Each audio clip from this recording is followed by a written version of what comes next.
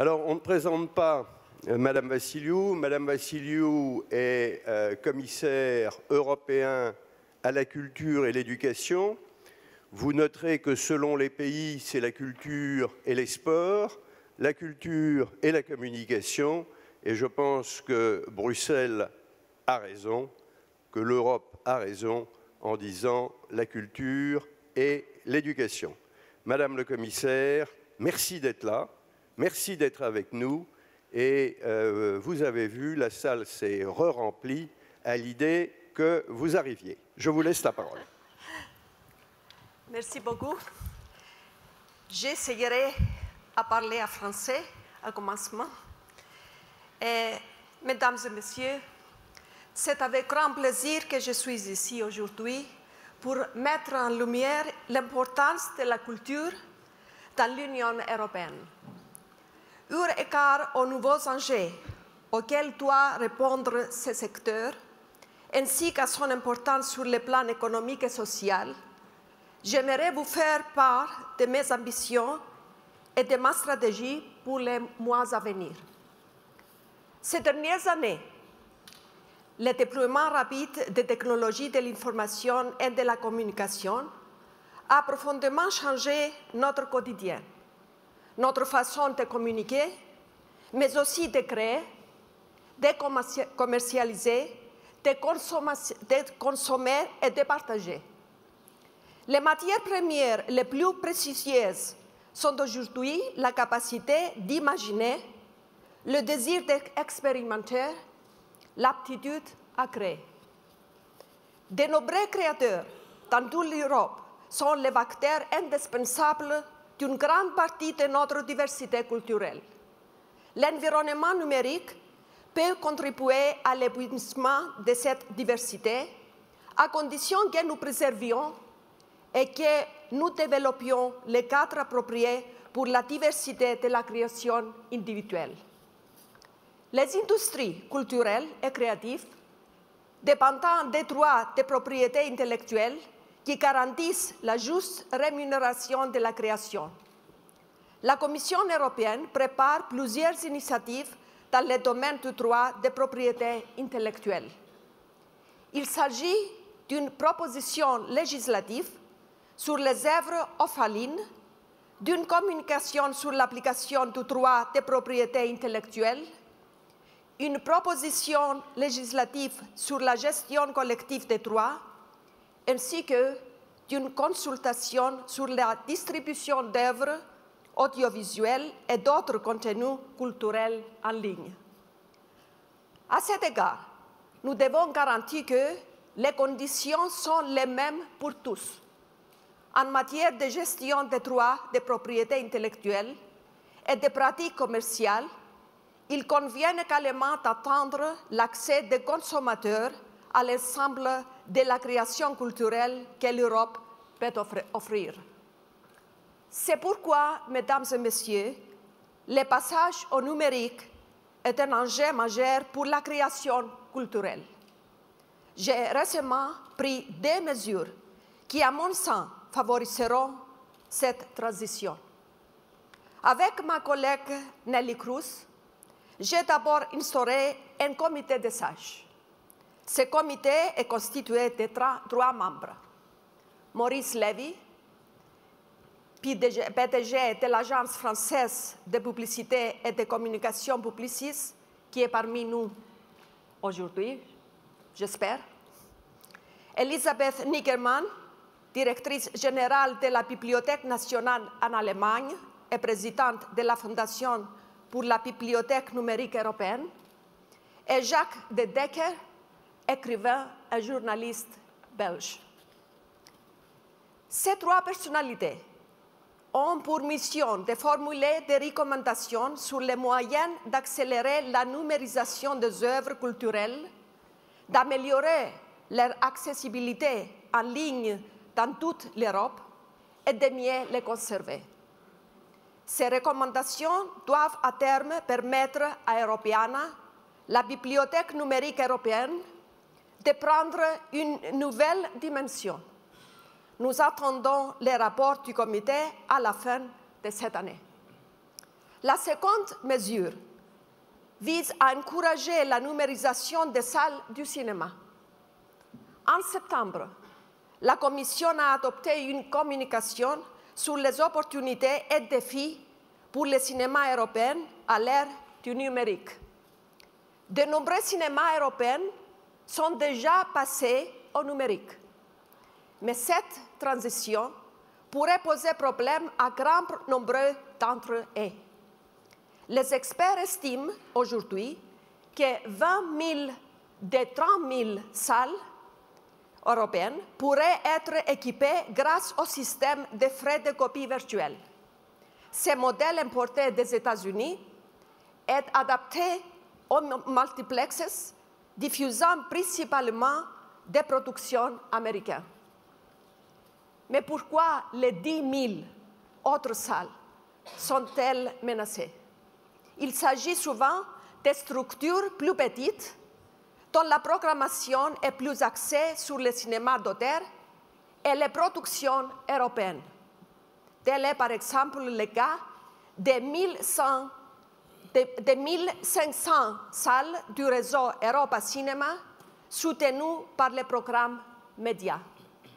De plus, les cinémas menacés sont souvent situés dans des zones où ils constituent la seule activité sociale et l'unique point d'accès à la culture.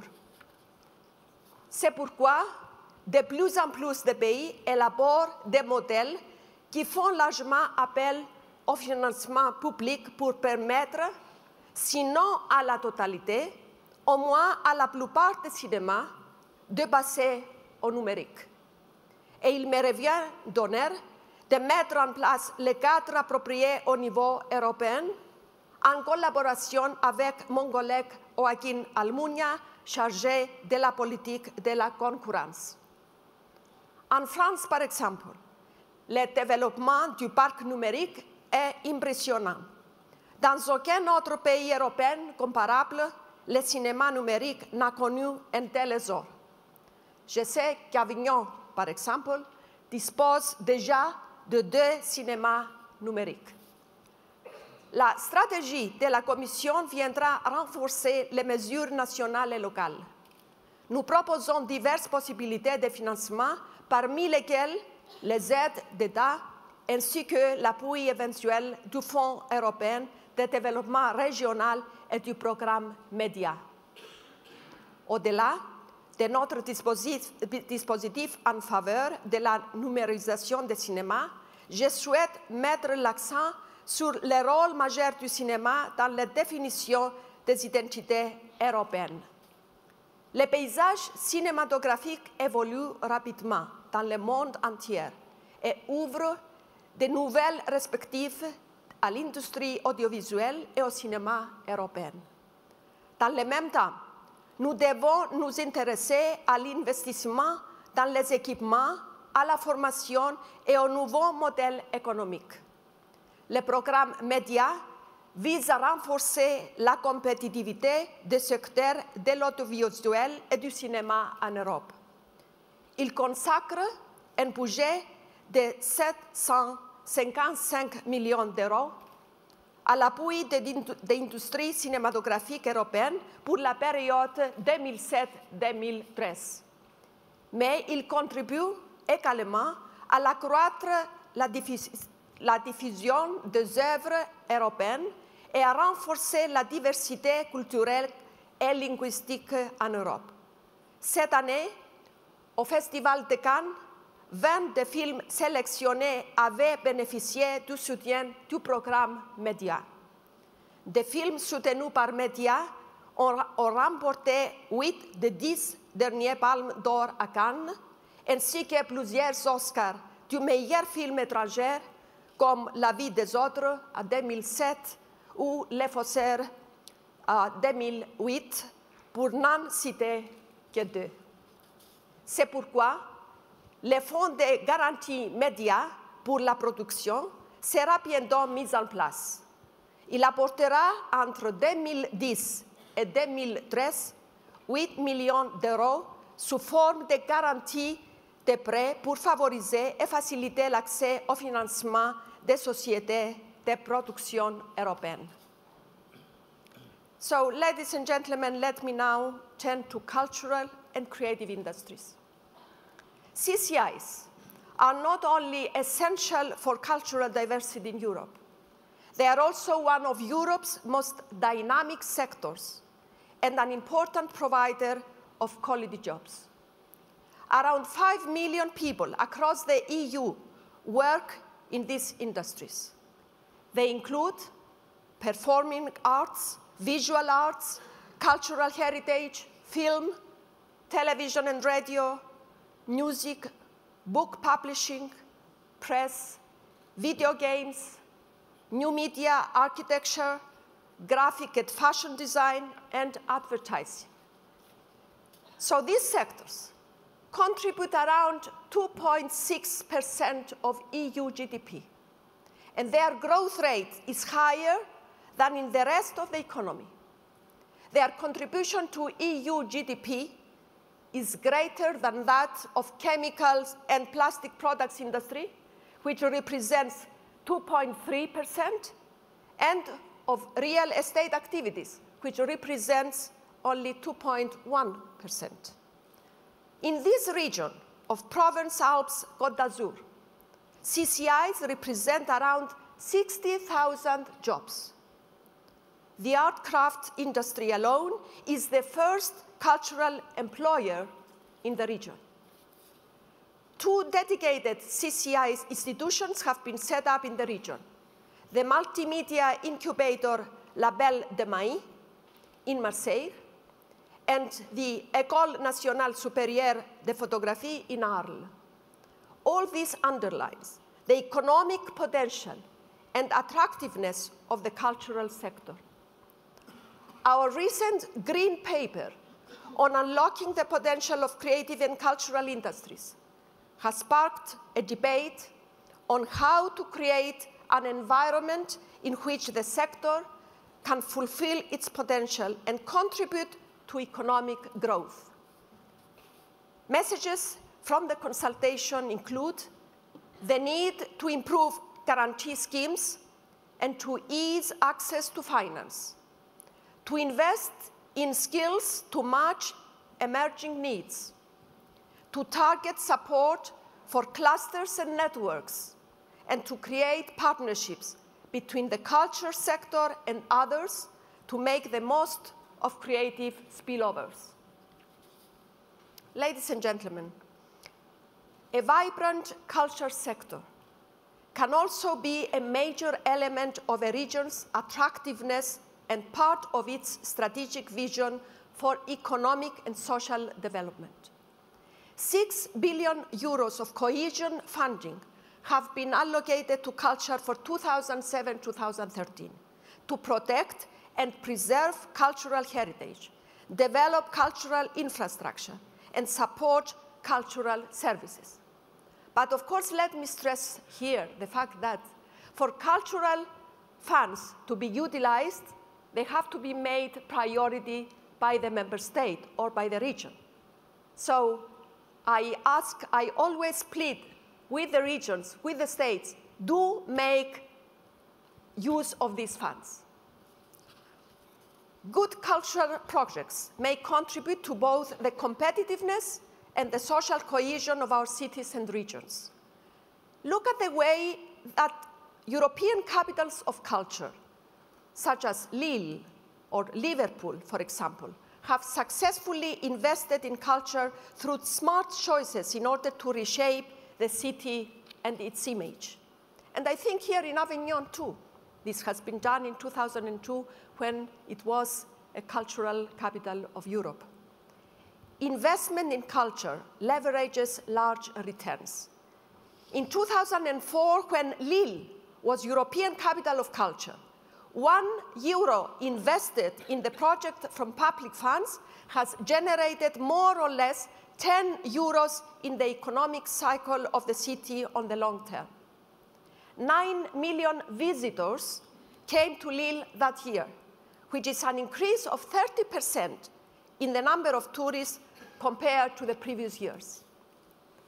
Cultural diversity and intercultural dialogue are one of my main priorities.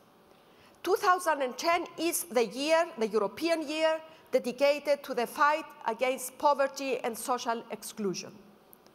Let me therefore take this opportunity to underline that culture can bring about a more inclusive society. Our culture program is strongly focused on extending the reach of culture to all, regardless of background, and to harnessing the potential of culture for positive intercultural dialogue. I recently met with the director of the Festival of Aix-en-Provence. I don't know if he's here, but I was impressed to hear from him that he is trying, through music from North Africa, from Arabic descent, to attract the minorities or the immigrants who are living in that region. I think it's a perfect way of forming a more socially acceptable and inclusive society. So our culture program is strongly focused on extending the reach of culture to all. We have also significantly increased projects related to minorities, including Romas. The European Heritage Label is another initiative which will help raise awareness of our common European identity. And for this, we thank France for being one of the initiators of this idea. The Commission's proposal for the label, currently under discussion, will highlight sites which symbolize European history, the building of the Union, as well as European values and human rights. Finally, ladies and gentlemen, a few words about culture in international relations. Since the adoption of the European Agenda for Culture, a new framework and vision for culture in the EU's external relations has emerged. Culture is increasingly perceived as a strategic factor for political, social, and economic development. I'm thinking of the new Eastern Partnership, for example, but also of the Union for the Mediterranean, where a new Euromed strategy on culture is underway. A new initiative for regional and interregional cooperation in the European neighborhood will be launched next year. The role of culture in successful development policies is also increasingly recognized. And bilateral partnerships have started with developed or emerging partner countries, such as China, Brazil, Mexico, and India. Since 2007, the Commission has earmarked more than 100 million euros for culture in third countries and regional cooperation. This year's 5th anniversary of the UNESCO Convention on the Protection and Promotion of the Diversity of Cultural Expressions invites us to take stock of progress and look ahead to new challenges. The ministerial conference that I will organize in Brussels on the 8th December will be the occasion to develop new initiatives. Finally, we are now in a process of streamlining cultural cooperation in the renewed external policy of the Union. I believe that culture has a significant contribution to make in this area, notably vis-à-vis third countries. I'm personally and strongly committed to making culture a part of the forthcoming communication on the European Union in the world, prepared by High Representative and Vice President of the Commission, Cathy Ashton, for the newly established European External Action Services.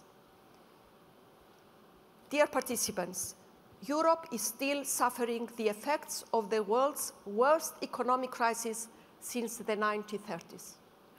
In addition to its impact on jobs and growth, the social impact of the crisis is clear. Many people are threatened by unemployment and poverty, struggling to connect with the community around them. Culture contributes to economic and social development.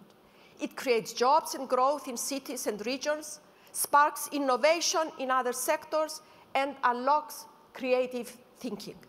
But it also broadens our horizons, gives us fresh eyes to understand our own lives and those of others. Encounters with culture bring meaning and joy to our lives and challenge the status quo. This is also culture's contribution to the European project. Our message is clear. Investing in culture pays. Far from being a luxury, strategic investment in culture should be at the very heart of an economically vibrant, creative, and cohesive Europe. Thank you for your attention.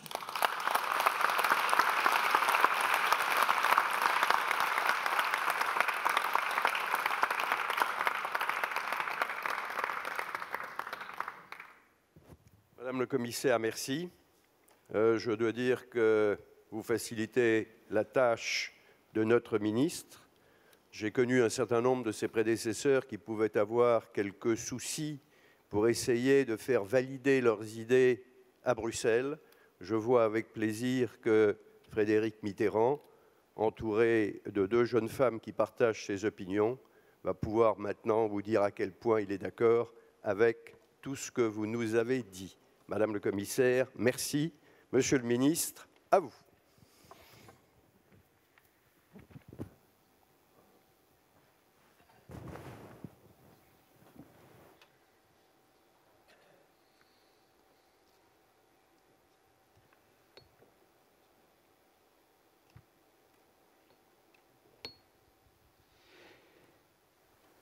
Madame la commissaire, chère Androula Vassiliou, Monsieur le Président du Forum d'Avignon, cher Nicolas Seydoux, Mesdames et Messieurs, chers amis, pour clore cette rencontre, j'aimerais tout d'abord agiter devant vous quelques chiffons rouges. Nous nous sommes penchés depuis 2 jours sur cette nouvelle écologie que nous cherchons à définir, celle des rapports entre culture et économie. Dans nos discours, dans nos approches, la diversité culturelle est désormais solidement ancrée à leur point de contact. C'est en effet, à plus d'un titre, une notion pratique.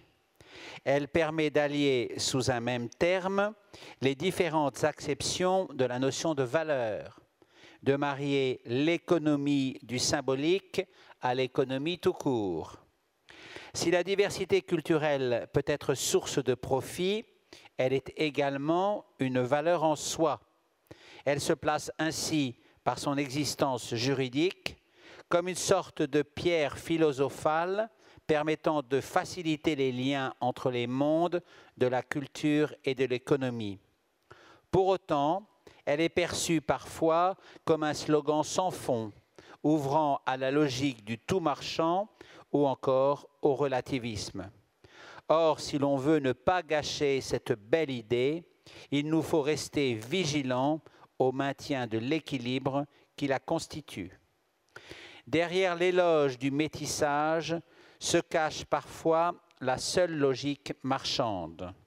Or, la diversité culturelle n'est pas une marque destinée aux consommateurs d'une diversité préformatée, une sorte de kaléidoscope à usage réservé aux classes dites créatives. La diversité culturelle n'est pas non plus au service d'un relativisme culturel, qui, sous la figure rassurante du dialogue, ne ferait que nourrir l'hypothèse du choc des civilisations. Dans l'univers du numérique, il nous faut veiller à ce que nos nouveaux écrans ne deviennent pas des murs. Un écrivain ou un cinéaste, qu'il soit turc, libanais, français ou malien, est avant tout un écrivain ou un cinéaste. Les créateurs et leur public ne sauraient se résumer à leur inscription nationale ou confessionnelle.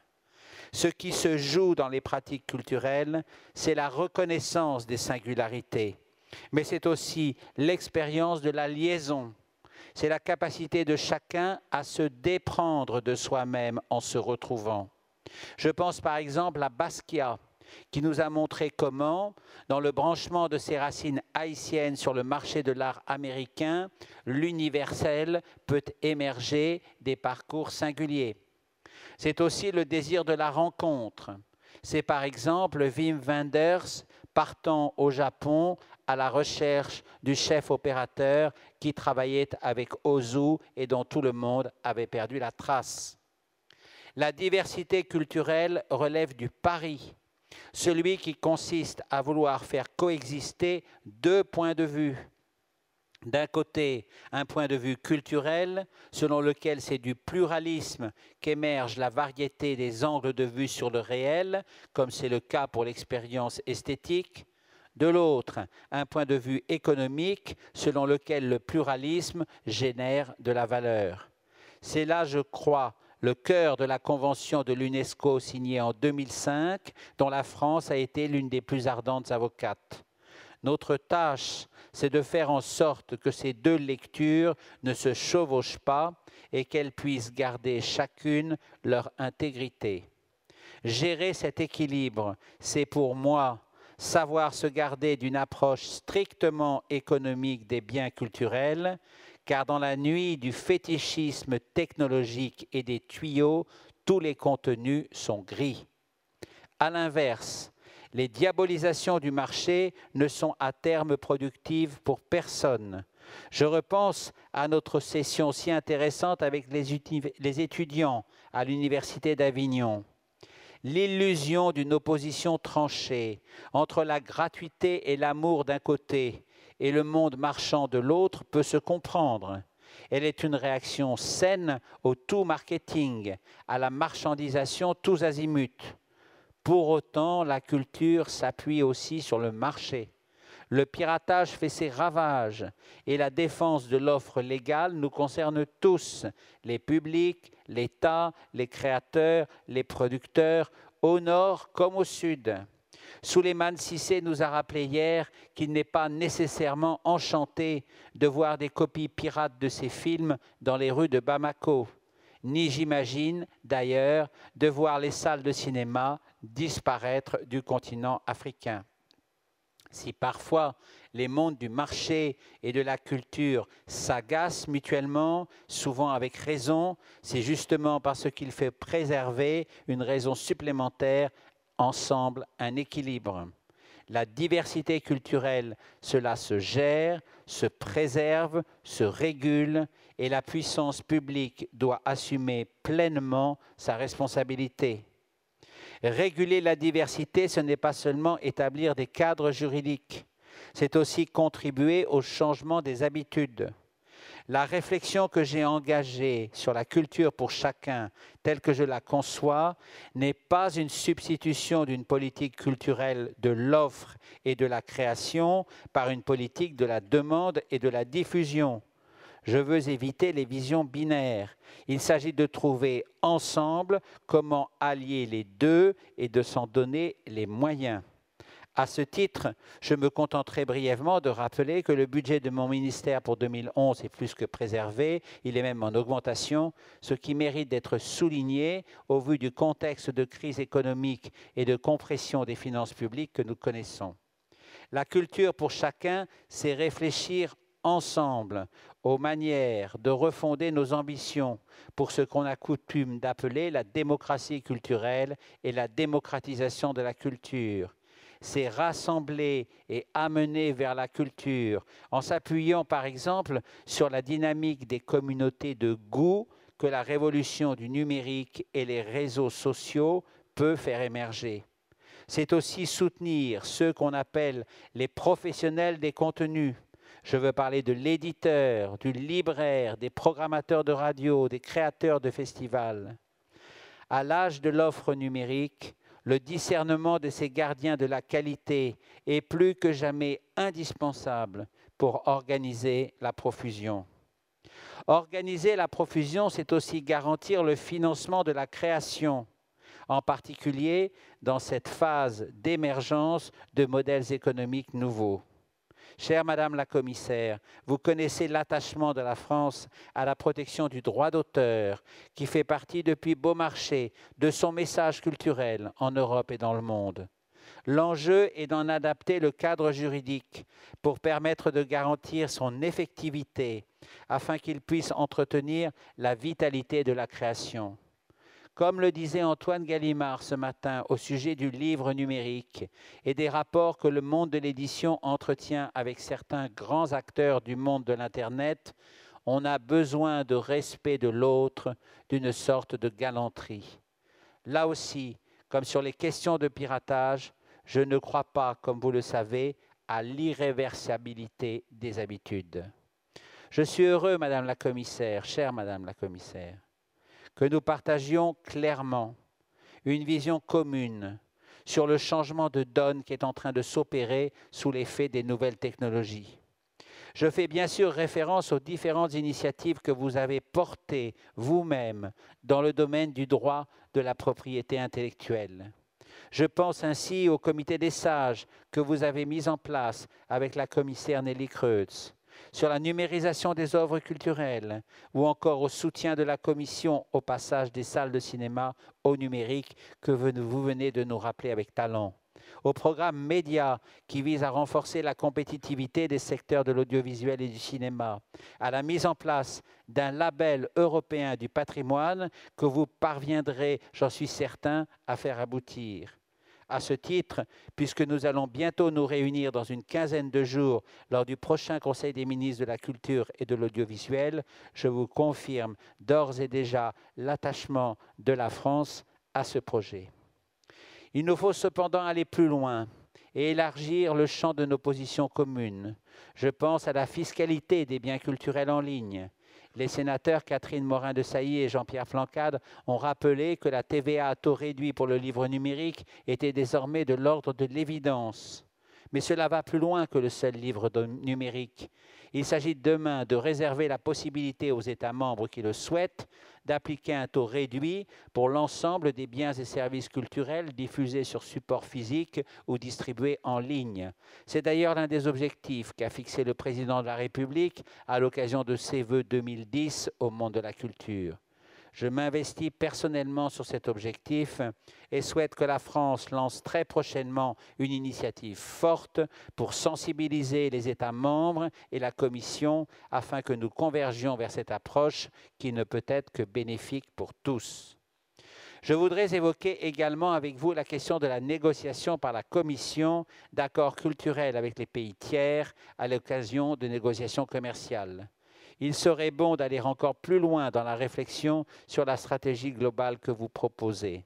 En 2008, le Conseil avait appelé les États membres et la Commission à promouvoir la Convention de l'UNESCO sur la protection et la promotion de la diversité culturelle, notamment en prenant pleinement en compte dans leur action extérieure la nature spécifique des activités, des biens et des services culturels, en l'occurrence leur nature duale, à la fois économique et culturelle. Vous connaissez l'attachement de la France, rappelé ce matin par le ministre marocain de la Culture, à la reconnaissance de cette spécificité et de la distinction entre coopération culturelle et accords commerciaux. Inventer de nouvelles règles, concevoir une organisation plus efficace, ce sont les objectifs que la France propose à ses partenaires dans le cadre de la présidence du G8 et du G20 qu'elle exercera en 2011. Nous avons là une très belle occasion de proposer également à nos partenaires d'étendre cette concertation sur la gouvernance globale des champs de la culture et de la communication. Profitons de la dynamique du G20 sous présidence française pour proposer un sommet culturel dont ce forum pourra être le cadre d'accueil et la précieuse boîte à idées parallèlement aux rencontres officielles afin de mieux investir tous ensemble le domaine de la culture.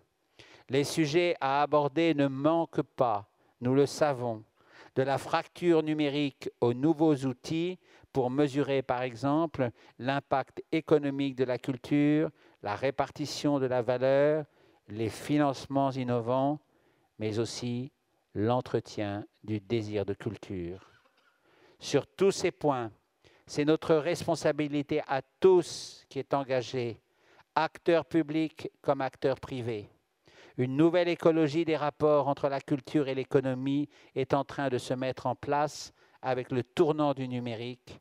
Face à l'ampleur de ces enjeux, je me tournerai vers la figure si familière du Petit Prince de Saint-Exupéry.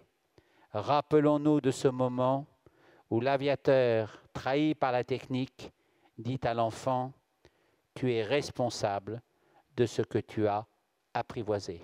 Je vous remercie.